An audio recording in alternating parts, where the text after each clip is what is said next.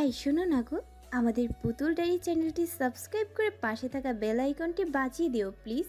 আর গল্পটি ভালো লাগলে অবশ্যই লাইক কমেন্ট করে শেয়ার করে দিও। ধন্যবাদ।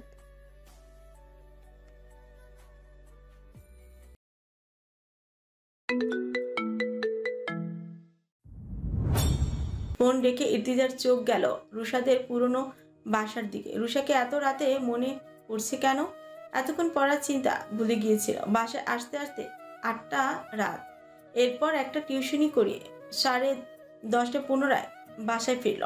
ব্যস্ততার ভিড়ে ভুলে থাকলো এখন প্রবলভাবে মনে পড়ছে। আলমারি খুলে একটা সাদা টি শার্ট গায়ে জড়ালো, কালো ডেনিম প্যান্ট স্নিকার্স পরে কল দিল সায়ামকে। বাইকের চাবিটা নিয়ে দরজা খুলে বেরিয়ে মেইন দরজার সামনে দাঁড়িয়ে আছে সায়ামের জন্য। সায়াম আসতে জিজ্ঞেস করলো, কই যাস এত রাতে? না প্রেম করছিলা যে তখন সাহায্য করছি না? কোনো প্রশ্ন করছিলাম? কোনো প্রশ্ন করবা না, মন চাইলে উত্তর দিব। অবশ্য আমি প্রেম করতে যাচ্ছি না, কারণ এত রাতে কোনো ভদ্র ঘরের মেয়ে বের হবে না প্রেম করতে। যদি বের হয় তাকে সুপার ওয়ামেন খেতাব দিতে হবে।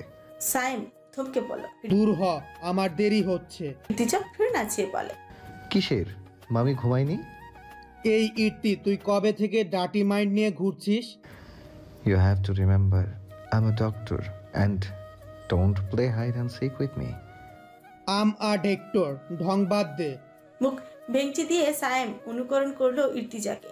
খুনসুটি শেষ করে বেরিয়ে পড়লো ইর্তিজা। গন্তব্যে পৌঁছে দেখে ঘড়িতে রাত 1টা, চারদিক শুনশান।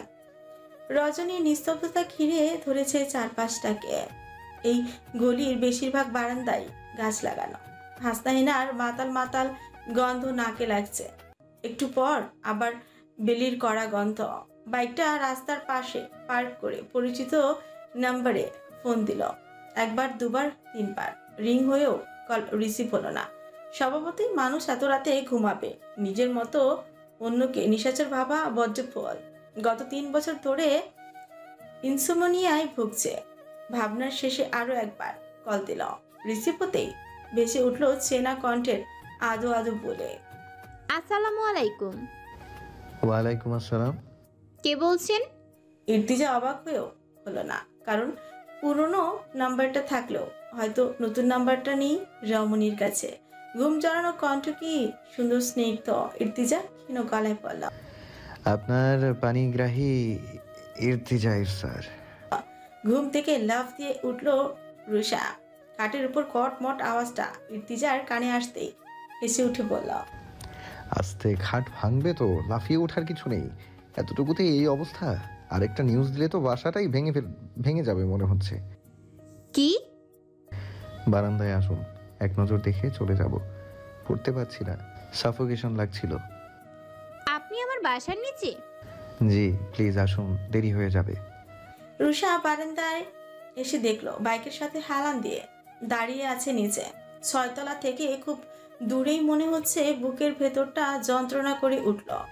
মানুষটাকে চোখের দেখাও দেখতে পারবে না। সহসাই মনে হলো পরিবেশ কিছুটা অনুকূলে আছে। ইর্তিজাকে ওয়েট করতে বলে ফোন কেটে দিল। বড় সাইড বালিশটাকে মানুষ বানিয়ে কাঁথা পুড়িয়ে দিল।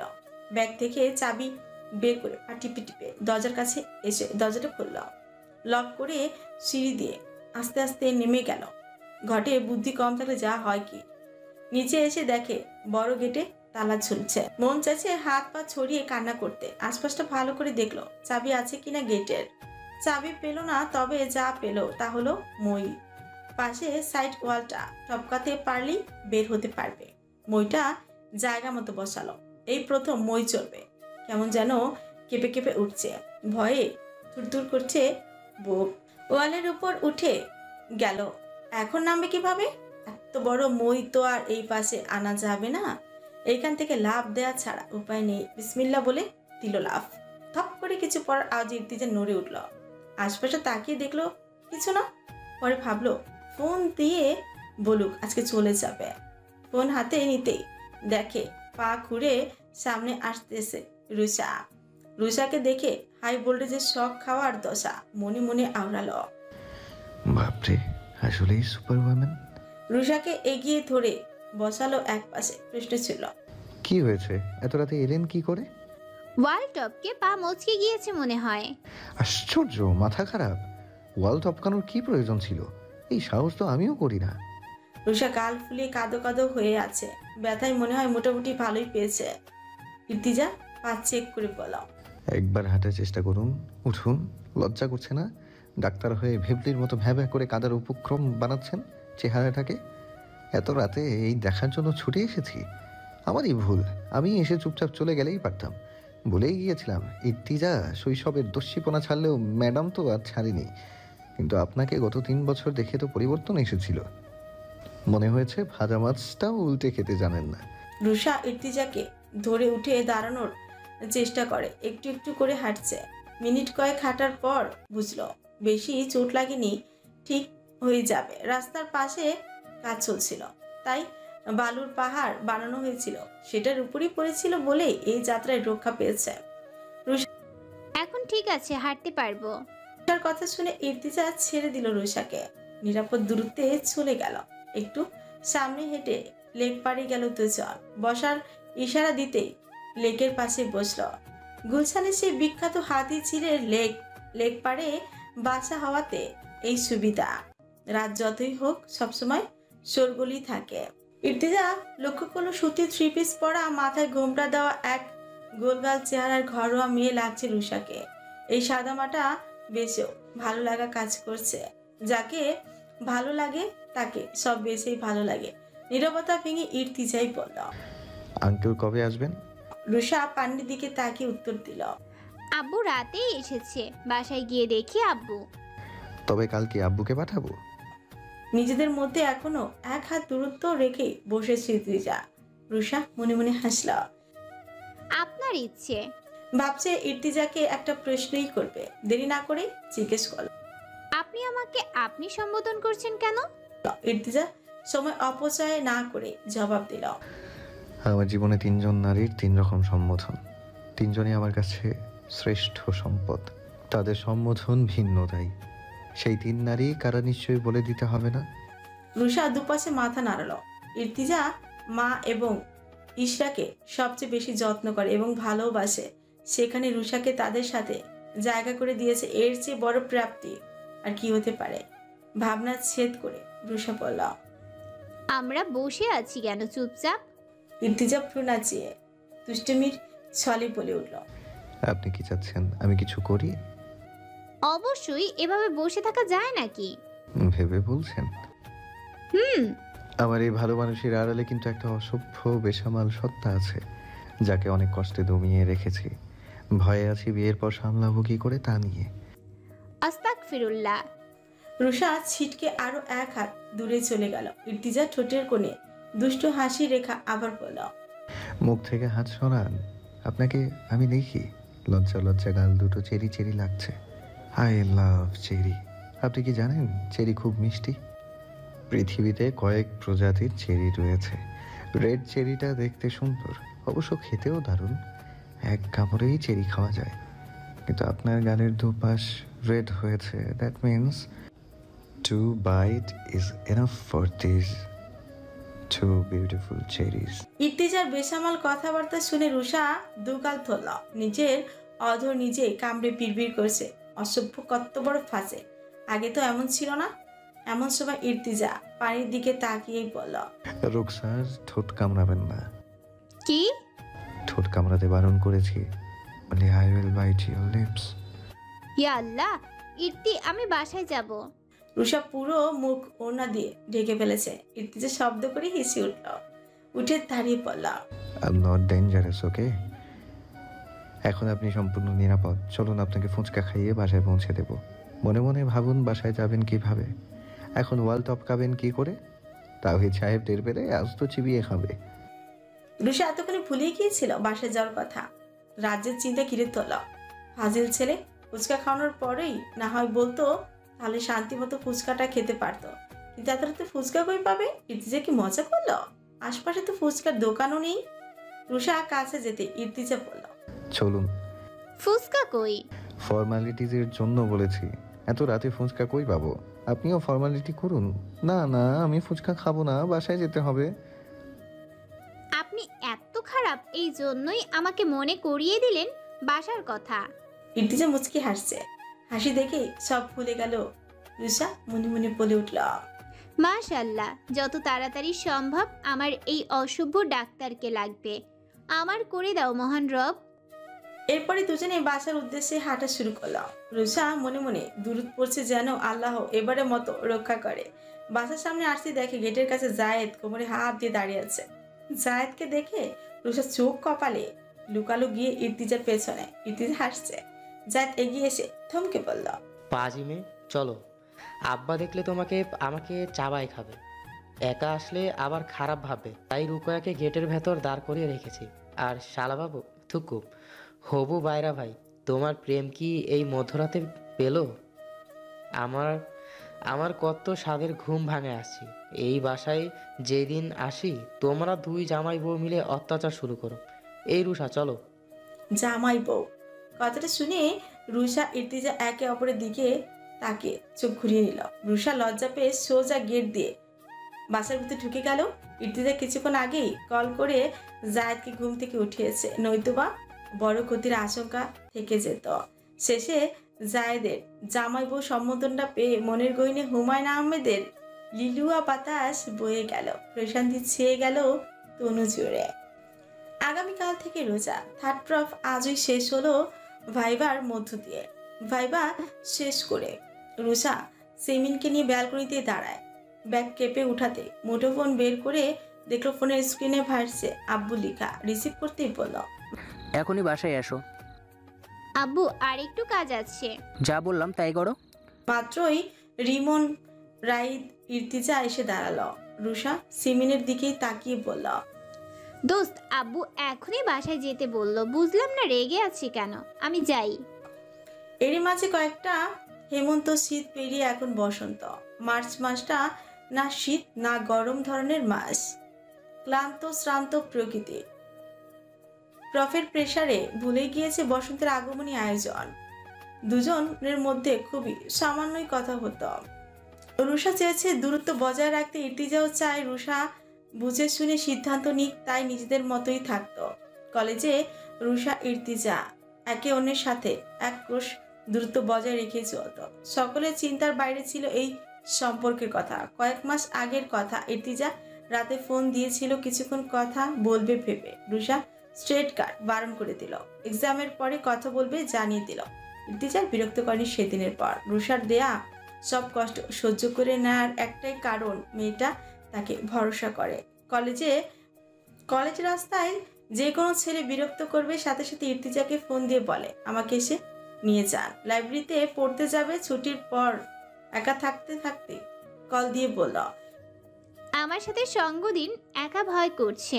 ইর্তিজা একদিন বলেই বসল, আপনি এত স্বার্থপর কেন মেয়ে? বিপদে পড়লেই মনে পড়ে আমার কথা। আপনার ভবিষ্যৎ আমানত, আমি সেই হিসেবে আমাকে রক্ষা করার আগাম চর্চা করাচ্ছি। ভরসা করি আপনাকে, আপনার জায়গায় অন্য কাউকে ভাবতে পারি না। তাই বিপদে মহান রবের পরে আপনার নামই মনে আসে। বাবা তো থাকে না, জায়েদ ভাই আপুকে নিয়ে ব্যস্ত, আপনি ছাড়া কে আছে? সেদিনের পর ইর্তিজা আর দ্বিতীয়বার প্রশ্ন করেনি। সম্পর্কের বৈধতা আনতে চেয়েছিল। রুষার সময় চেয়েছে ফাইনাল প্রফ পর্যন্ত। অন্য পাঁচটা প্রেমের মতো মিষ্টি আলাপন হয়নি তাদের মাঝে। মুহূর্তে মুহূর্তেই বলা হয়নি ভালোবাসি। সরাসরি মন বিনিময় হয়নি একটি পারো। এরপর অদৃশ্য সম্পর্কে বাধা দুজন। নিজেদের মধ্যে একান্তভাবে দেখা করার অসংখ্য সুযোগ থাকলেও লেক পাড়ে দেখা হওয়ার পর আর দেখা হয়নি। লাইব্রেরিতে যেদিন রুষা ডেকে নিয়ে গেল ইর্তিজা, সেদিন আর বাসায় যায়নি। রুষার পড়া শেষে বাসার নিচে দিয়ে এলো, পরে হলেই থেকে গেল। ইর্তিজার কে আর রুষা পছন্দ করে, আর ইর্তিজা পছন্দ করে রুষার মুখের হাসি। হঠাৎ বাসা থেকে ফোন আসতে ইর্তিজাও চিন্তিত। রুষাকে একা যেতে দিতেই মন সায় দিল না। ইর্তিজা কিছু একটা ভেবে বলল, আমিও যাব, চলুন। আপনি কেন যাবেন? সিমিন সে কুচকে বলল। এই কি ঢং, তোরা আপনি আপনি করছিস কেন? ইর্তিজা কড়া করে বলল, তোর কি সমস্যা? চুপ থাক, ভেবলি। এ তুই। রুষাকে ইশারা দিতে বাকিরাও এলো ওদের এগিয়ে দিয়ে যেতে। বাইক চেপে বসলো রুষা। ইর্তিজার মাথাও রাজ্যের চিন্তা। সকালে জসিম সাহেব প্রসাদের বাসা যাওয়ার কথা ছিল। কয়েক মাস আগে প্রস্তাব দেওয়া হয়নি, রুষার নিষেধাজ্ঞার ছিল। ট্রফের পরেই দিতে বলেছিল। জসিম সাহেব আজ গিয়েছেন, সেই কথা উনি জানিয়েছেন। এই ব্যাপারে কোনো সমস্যা হলো না তো? বাইকের স্পিড 95-তে তুলে 25 মিনিটের মধ্যে গুলশান এসে পৌঁছালো। দুজনেই দ্রুত বাড়ির ভেতরে প্রবেশ করলো। ভেতরে এত মানুষ দেখে রুষা কিছুটা বিচলিত হয়ে ইর্তিজাকে নিয়ে ড্রয়িং রুমে ঢুকলো। তাহিদ সাহেব এগিয়ে এসে বলল, নওয়াজ সাহেব, এটা আমার ছোট মেয়ে রুষা। ইর্তিজাকেও দেখেও না দেখার ভান করলো। জায়েদ ইর্তিজাকে ভেতরে নিয়ে আসলো। রুষা এখনো কিছুই বুঝতে পারছে না। সাজেদা এসে মাথায় ঘোমটা দিয়ে দিল। জসিম সাহেব চুপচাপ বসে আছে। নওয়াজ সাহেব ইর্তিজার দিকে তাকিয়ে জিজ্ঞেস করলো, এই ছেলেটিকে? তাহিদ সাহেব হেসে উত্তর দিলেন, ও ইর্তিজা, রুষার আরেক ভাই, আমার বন্ধু জসমের ছেলে। ইর্তিজা চোখ বুজে ফেললো। ধীরে ধীরে চোখ খুলে বাবার দিকে তাকালো। জসিম সাহেব অসহায় মুখ করে বসে আছে। পরিস্থিতি কিছুটা আঁচ করতে পেরে ইর্তিজা স্তব্ধ হয়ে গেল। তাহিদ সাহেব রুষার সাথে পাত্রের পরিচয় করিয়ে দিয়ে বলল, রুষা ও নাবিদ পড়াশোনা শেষ করেছে ঢাকা ইউনিভার্সিটির আইআর ডিপার্টমেন্ট থেকে, এখন ফরেন ক্যাডার হিসেবে আছে।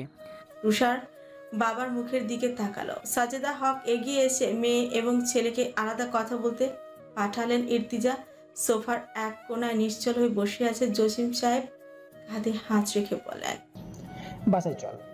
ইর্তিজা আচমকা উঠে দাঁড়ালো। কোনো বাক্য ব্যয় না করে সোজা রুষার রুমের দিকে অগ্রসর হতে তাহিদ সাহেব জায়েদ বাধা দিল। কি হয়েছে ইর্তিজা, কোথায় চাও? সরুন, আমার রুকসারের সাথে কথা আছে। তাহিদ সাহেব মুখে হাসি রেখে বলল, বাবা পরে বলো। তাহিদ সাহেবকে তোয়াক্কা না করে সোজা রুমে ঢুকে রুষার হাত ধরে টেনে বের করে নিয়ে আসলো। সকলের সামনে এনে দাঁড় করিয়ে বলল, আমি যা জিজ্ঞেস করব সঠিক উত্তর চাই রুকসার। রুষার চোখ তুলে তাকিয়ে হতভম্ব ভয় বাবার দিকে তাকালো। তাহিদ সাহেব চোখ গরম করে তাকিয়ে আছে। নওয়াজ সাহেব তার ছেলে এবং পরিবার নিয়ে সামনে এসে বলল, কি হচ্ছে এসব? ইর্তিজা হাত দেখিয়ে বলল। আঙ্কেল একটু সময় দিন, কাজ হলেই আমি চলে যাব। রুষার দিকে তাকিয়ে পুনরায় বলল, Ruksar, do you love me? I need proper answer, yes or no. Tahid Saheb চেঁচিয়ে বলল। কি? এই জসিম ইর্তিজা কি বলছে এসব? জসিম সাহেব এগিয়ে এসে বলল, তোকে এই কথা বলতেই সকালে বাসায় এসেছিলাম, কিন্তু তুই তো শুনলি না। ইর্তিজা বাবাকে থামিয়ে বলল, আব্বু থামো, Ruksar I need answer. Rusha নিশ্চল নীরব। নদীর বাঁধ যেভাবে ভাঙে, ধৈর্যের বাঁধও ভেঙে যাওয়ার উপক্রম ইর্তিজার। রুকাইয়া এগিয়ে এসে বলল, আর কাউকে অপমান করিস না, যা বলার বলে দে রুষা। তাহিদ সাহেব ক্রোধ নিয়ে বলল, তোমার মুখে কথা নেই? ইর্তিজার দৃষ্টি রুষাতে নিবদ্ধ। এই মেয়ে আজ যদি ভুলক্রমে উপেক্ষা করে, সকলের সামনে নিজে হাতে গলা টিপে শেষ করে পরবর্তীতে প্রয়োজনে আত্মহতি দিবে। রুষা শুকনো ঠোক গিলে পাপড়ি ঝাপটালো। ইর্তিজার দিকে তাকিয়ে দেখলো উত্তর অপেক্ষা আছে। হয়তো এই ছেলে আজ ভুল করে ইর্তিজাকে যদি উপেক্ষা করে, তবে তার জীবনটাই হারিয়ে যাবে। কয়েক ফোঁটা চোখের পানি ফেলেই বলো, বাসি বিয়ে করলে ইর্তিকে করব। তাহিদ সাহেব কষে মেয়ের গালে চড় মারলেন। নওয়াজ সাহেব এগিয়ে এসে বললেন, মারবে না তহিদ ভাই, ইর্তি কি জসিম সাহেবের ছেলে? জসিম সাহেব এগিয়ে এসে বললেন, জি, আমার ছেলে। তাহলে তো হলোই, বন্ধুর ছেলে পরিচিত, একসাথে ছোট থেকে বড় হয়েছে। মাত্রই জায়েদ আমাকে জানালো। এত রিয়াক্ট করছেন কেন তহিদ ভাই? নাবিদ, তুমি কি এতে অপমানিত হবে যদি রুসামা আর ইর্তিজার বিয়ে হয়? নাবিদ হাসি মুখ নিয়ে বলল, আব্বু, এখানে রিয়েক্টেড তো কিছু নেই। উল্টো অবাক হলাম আঙ্কেল কেন রুষাকে মারছে। ইর্তিজা, আপনি ঠান্ডা মাথায় আঙ্কেলকে বললেই পারতেন। ইর্তিজা নিজেকে সামলে বলল। ওকে, এখন মাথা ঠান্ডা করেছি, আব্বু প্রস্তাব দাও। জসিম সাহেব থতমত খেয়ে বললেন, আমরা এই ব্যাপারে পরে কথা বলবো ইরতি, এখন ওঠো। ইর্তিজা সোজা হেঁটে সোফায় বসলো। গায়ে থেকে অ্যাপ্রন এবং গলা থেকে স্টেথোস্কোপ খুলে সেন্টার টেবিলে রাখলেন। এতক্ষণ অ্যাপ্রন থাকতে কেউ ভালো করে খেয়ালই করেনি ছেলেটাকে। লম্বা চওড়া বলিষ্ঠ দেহি, পরনে ধবধবে সাদা শার্ট ইন করা, কালো গ্যাবার্ডিং প্যান্ট, ভাইভা থাকতে পুরোপুরি ফর্মাল লোক। বাইসে ভেসে উঠেছে। শার্টের হাতা ফোল্ড করতে করতে বলা, আঙ্কেল, আব্বু বসুন, কথা আছে আমার। তাহিদ সাহেব অবাক পানে দেখছে। বছর কয়েক আগেও এমন লাগেনি, আজ যেমন লাগছে পুরোপুরি প্রাপ্ত বয়স্ক ছাপ, অবজ্ঞা করতে পারেনি কেউ। পরনের গেটআপ যথেষ্ট মার্জিত। ইর্তিজা একা, সামনে 3 জন অভিভাবক সমতুল্য পুরুষ। নওয়াজ সাহেবও বসলেন। আমি বেশি কথা বলবো না, আমাকে আপনাদের অপছন্দের 3টা যৌক্তিক কারণ ব্যাখ্যা করুন। যুক্তি তর্কে আপনারা জিতলে চলে যাব। তাহিদ সাহেবও বসে বললেন, অন্য কাউকে লাগবে না, 3টা একা আমি দিচ্ছি। এক, বদ্ধ বিয়াদব হয়েছ বড় হতে হতে, বড়দের মুখে মুখে কথা বলো। 2, আজে বাজে মেয়ে নিয়ে বাইকে ঘুরো। সেদিনও দেখলাম স্পোর্টস এরিয়ার পড়া এক মেয়েকে নিয়ে বাইকে, তাও 7 সকালে। 3, শুনলাম প্রফেসরের মেয়ের সাথে প্রেমের অভিনয় করে ঠকিয়েছো। উপস্থিত সকলের চক্ষু কপালে। ইর্তিজা পায়ের উপর পা তুলে বসলো, বোঝালো যে এতক্ষণ ভদ্র থাকায় বেয়াদব খেতাব পেলাম, তবে এখন না হয় বেয়াদবি হলাম। পকেট থেকে ফোন বের করে সিমিনকে ফোন দিল। কল ধরতে ওপাশ থেকে নারী কণ্ঠ ভেসে আসলো। আসসালামু আলাইকুম ইর্তিজা। ওয়ালাইকুম আসসালাম। সিমিন, পরশু সকালে তুই স্পোর্টস থেকে বাসায় কয়টায় গিয়েছিলি? আমি 9টায় এসেছি। তুই এটার জন্য একটা ধন্যবাদ পাবি ইর্তিজা। বড্ড ভয় পেয়েছিলাম সকালবেলা ছেলেগুলো যেভাবে আমার পিছু নিয়েছিল। আঙ্কেলকে জানিয়েছিস? পাগল তুই, পাপা তুলকালাম করবে। কথা আছে না, একে তো নাচুনি বুড়ি, এর উপর ঢোলের বাড়ি। আমি পাপার রাজনৈতিক লাইফ থেকে নিজেকে দূরে রাখি। তোকে একটা ইনফরমেশন দেওয়া হয়নি, ছেলেগুলো আমার পিছু নিয়েছিল গত 1 সপ্তাহ ধরে। রুষাকে নাকি ওদের মধ্যে কারোর পছন্দ হয়েছে। প্রায় কলেজের সামনে দেখতাম। আমি ভেবেছিলাম আমাকে, পরে পাড়ার ছোট ভাই দিয়ে খোঁজ নিয়ে জানতে পারলাম রুষার খবর জানতে আমার পিছু নিয়েছে। এনিওয়ে, তুই এত ভদ্রলোক হলি কবে যে আমার খোঁজ নিচ্ছিস? বেশি কথা বলিস। আল্লাহ হাফেজ। ফোন কেটে দিল। এরপর ফোন দিল সাজিয়াকে। সাজিয়া কল ধরে পড়ল। হ্যালো ইর্তিজা, কেমন আছো? ভালো। কিভাবে মনে পড়লো আমাকে? ফোনই তো দাও না, আগে তো তাও মাঝেই সাজিয়ে দিতে। তোমার ভাষ্য মতে এক্সাম স্কেজুল বা আইটেম গ্রুপ ওয়ার্কের জন্য, এখন তো তাও দিচ্ছ না। তুমি নাকি আমার বিরহে শয্যাশায়ী? কি কি বলছো আজে বাজে কথা? আমি তোমাকে ঠকিয়েছি বলেছিলে না? বাইরে তো বলে বেড়াও তোমার আমার কত গোপন সম্পর্ক ছিল। তা কি সেটা শুনি। ঠকাওনি বলছো?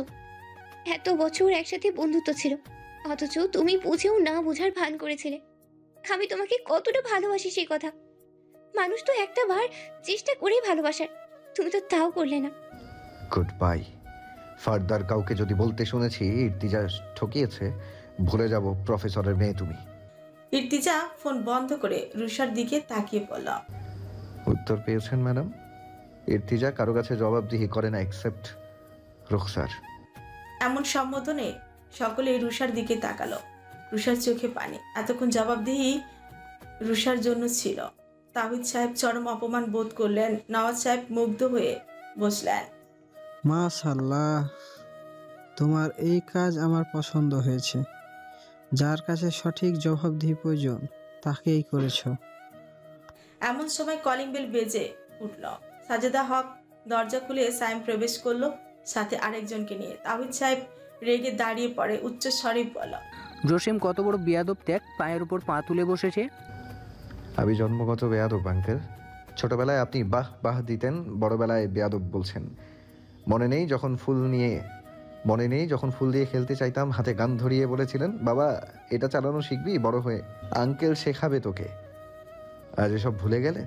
তাহিদ সাহেব থতমত খেয়ে চুপ হয়ে গেলেন। ইর্তিজা সাইমকে ইশারা দিতেই সাইম বসলো পাশের ব্যক্তিকে নিয়ে। ইর্তিজা তাহিদ সাহেবের দিকে শীতল চক্ষু নিয়ে বলল, আঙ্কেল উত্তেজিত হলে আপনারই ক্ষতি, বসুন শান্ত হয়ে।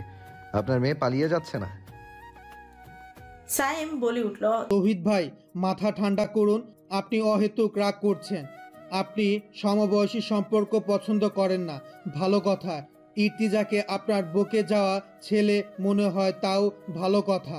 ইর্তিজা অভদ্র এটাও মেনে নিলাম, কিন্তু রুষার সাথে অভদ্রতা করেছে কিনা তা জিজ্ঞেস করুন। সংসার রুষা করবে। রুষা কি আর এখন এই দুনিয়াতে আছে যে ওর জন্য কোনটা ভালো আর কোনটা খারাপ তা বুঝবে? তাহিদ সাহেব রাগ প্রকাশ করলেন। নিষ্প্রাণ রুষার দিকে তাকিয়ে আজ ইর্তিজার সাহস পাচ্ছে না। নিজেকে অসার মনে হচ্ছে। মুখে ভালোবাসি বলল এই মেয়ে, মন থেকে ভালোবাসেনি বলে বিশ্বাস ইর্তিজার। তৎক্ষণাৎ উঠে দাঁড়ায়, তাহিদ সাহেবের উদ্দেশ্যেই বলে, আঙ্কেল সরি, ভুলটা আমারই। দুনিয়া শক্তের ভক্ত, নরমের জম। রুষার মুখোমুখি হয়ে দাঁড়িয়ে পড়ল। সকাল অবধি যা আমার জন্য পৃথিবীর সবচেয়ে কড়া অপ্রিয় খবর ছিল, আমি স্কলারশিপ পেয়েছি অস্ট্রেলিয়াতে। এই মুহূর্তে তা প্রিয়র চেয়েও প্রিয় হয়ে উঠল। এই নিউজ দুজন স্যার ছাড়া বাকি সকলের কাছে হাইড করেছি, কারণ আমি নিশ্চিত ছিলাম আমার ম্যাডাম রুখসারকে ছেড়ে যাব না। আমি ভুল ছিলাম। আগামী কয়েক মাসের মধ্যে আমার ফ্লাইট। আমি এই নিয়ে 3 বার মন ভেঙেছি আপনার জন্য রুখসার। প্রথমবার ভেঙে পড়েছি, দ্বিতীয়বার হাসপাতালে মৃত্যু সজ্জায় ছিলাম, তৃতীয়বার স্ট্রেইট ভুলে যাব। তাহিদ আঙ্কেল, আপনাকে 5 মিনিট সময় দিলাম। মেয়েকে বউ সাজিয়ে আমার সামনে নিয়ে আসুন। আমি শুকনো চেহারায় বিয়ে করতে প্রস্তুত নই। মামা, শাড়ি দাও। মেয়ে আপনার কাছেই থাকবে। আপনি আমাকে যতটা নাদান বাচ্চা ভাবেন, আমি কিন্তু ততটা নই। আমাদের অ্যাডিশনাল আইজিপিকে জিজ্ঞেস করবেন ইর্তিজা ইফসার কেমন। রুকাইয়া সাজেদা রুষাকে নিয়ে ভেতরে গেল। নওয়াজ এবং নাবিদ দুজনই ইর্তিজাকে দেখছে। তখনই নাবিদ বলে উঠল, এডিশনাল আইজিপি বলতে রাকিব মজুমদারের কথা বলছেন? নাবিদ ঘাবড়ে গিয়ে বলে, আইজিপি এর সাথে আপনার কি সম্পর্ক? ক্ষীণ হাসলো ইর্তিজা। নাবিদ তৎক্ষণাৎ কাকে যেন ফোন দিল। ফোনে এমন কিছু শুনলো, পরক্ষণে স্তব্ধ হয়ে ইর্তিজার দিকে তাকিয়ে বলল, আপনি ইর্তিজা জসিম ইসফার? আপনার বয়স কত? Sorry for asking. 25। Dangerous, heartless. Tahid Saheb নাবিদকে জিজ্ঞেস করলেন, কি বলছে ডিআইজিপি স্যার? আঙ্কেল, বিয়ে দিয়ে দিন, মেয়ে ভালো থাকবে। স্যারের কোনো একটা অপারেশনে ইর্তিজা হেল্প করেছিল। ইর্তিজা ক্রু হাসল নাবিদের দিকে তাকিয়ে। নাবিদের চেহারা দেখেই বোঝা যাচ্ছে ছেলেটা কোনো কারণে মারাত্মক ভয় পেয়েছে। বয়সের দিক থেকে তো ইর্তিজার থেকে বছর 4 কি বড় হবে। ভয় মানায় না তাকে। জসিম সাহেব এগিয়ে এসে বলা, বন্ধু ছেলে আমার এত খারাপ না, ভালো লাগবে তোর মেয়েকে। তাহিদ জসিম সাহেবকে বলা, বিয়ে করে রেখে যাক, তবে সেটেল হয়ে আসতে বলবি। মেয়ে দিব না আমি এখন। নিয়ে আসুন, রেখে যাব আমি। ইর্তিজার জবাব শুনে তাহিদ সাহেব নির্দেশ দিলেন রুষাকে নিয়ে আসতে। লাল জামদানি পরিহিতা রুষা ভরা কাজের আঁচল দিয়ে বড় করে মুখ আবৃত ঘোমটা সাইম সাথে নিয়ে আসা কাজী সাহেবকে এগিয়ে বসতে অনুরোধ করলেন। ইর্তিজা অচঞ্চল স্থির গাম্ভীর্য রূপ নিয়ে শান্ত ভঙ্গিতে নিজেকে সামলে বসে আছে। কাজীর কোনো কথাই কানে বাজছে না। সামনে বসে থাকা প্রেয়সীকে দেখারও কোনো স্পৃহা নেই। সাইম ইর্তিজাকে ডেকে বলল, কাজী সাহেব কি বলছে শুন। ধ্যান দিল কাজীর দিকে। তোতা পাখির মতো আওড়ালো প্রতিটি বাক্য শব্দ। মন থেকে কবুল বলে সাইমকে বলল, মামা, আমার ব্যাগটা দাও। রুকাইয়া ঘোমটা উঠাতে গেলে ইর্তিজা বাধা দেয়। রুকাইয়া আপা, ঘোমটা উঠানো লাগবে না, দেখাবো না এখন। সকলে বিস্মিত হতচকিত। এই ছেলে বউ দেখবে না, এটা কেমন কথা? সাইম ব্যাগ এগিয়ে দিল। ব্যাগ থেকে চেক বই বের করে সাইন দিয়ে রিজিট লিখে রুষার হাতে দিয়ে বলল, রুকসার, আপনার পাওনা বুঝিয়ে দিলাম। সম্পূর্ণ নিজের রোজগার করা টাকা। আমার অ্যাকাউন্টে আমার জানা মতে আর 2 লাখ টাকা আছে। আঙ্কেল, আপনার অ্যাকাউন্টে প্রতি মাসে আমি রুকসারের খরচ পাঠিয়ে দেব। আমি ফিরে এসে আবার রানী নিয়ে যাব। ভালো থাকবেন। দুদণ্ড না দাঁড়িয়ে একটুখানি সময় অপচয় না করে হাতে অ্যাপ্রন ও সেটোস্কোপ নিয়ে মেইন দরজা দিয়ে সোজা পেরিয়ে যায়। বাকিরা চেয়ে থাকে। সাইম দুফোঁটা অশ্রু আড়াল করে চোখ মুছে বলল, তৌহিদ ভাই, ছেলেটার প্রতি একটু সদয় হলেও পারতেন। ইর্তি রাগ সম্পর্কে আপনার কোনো ধারণাই নেই। হয়তো ভাবছেন ছেলে মেয়ে দুটোকেই দূরে রাখলে ভালো করবেন, কিন্তু সবচেয়ে বড় ক্ষতিটা করে বসলেন আপনি। বাবা হয়ে এবার মেয়ের কষ্ট সহ্য করুন। নওয়াজ ও নাহিদ বের হতে ইর্তিজা দরজা দিয়ে বেরিয়ে গেল। মাথার ঘোমটা সকলের সামনে ফেলে দিল রুকসার। বাবার দিকে তাকিয়ে বলে, আব্বু কেন সবসময় নিজের জেদকে গুরুত্ব দাও? মাঝে মাঝে তো আমার কথাটাও ভাবতে পারো। আমি গেলাম, আমার জিনিস পাঠিয়ে দিও আমার শ্বশুর বাড়ির ঠিকানায়। কোথায় যাচ্ছ তুমি? ইর্তিজা তো বললো পরে নিবে তোমাকে। ইর্তিজা কি তুমি জানলে? এই কথা বলতে না আব্বু, দোয়া করো যেন নিচে পাই, না পেলে বাসায় আসবো না, সোজা শ্বশুর বাড়ি গিয়ে উঠবো এই বেশে। তোমার মেয়েটা এতদিন শান্ত ছিল, তার মানে এই না যে আমি ভুলে গিয়েছি আমি গাছে ওঠা, দেয়াল টপকানো, লাফালাফি ছোটাছুটি করা মেয়ে। গেলাম, দোয়া করো। সায়েম এবং জায়েদ আরো উচ্ছ্বাসিত হয়ে উৎসাহ দেয়। দৌড় দে রুষা, দেরি করিস না।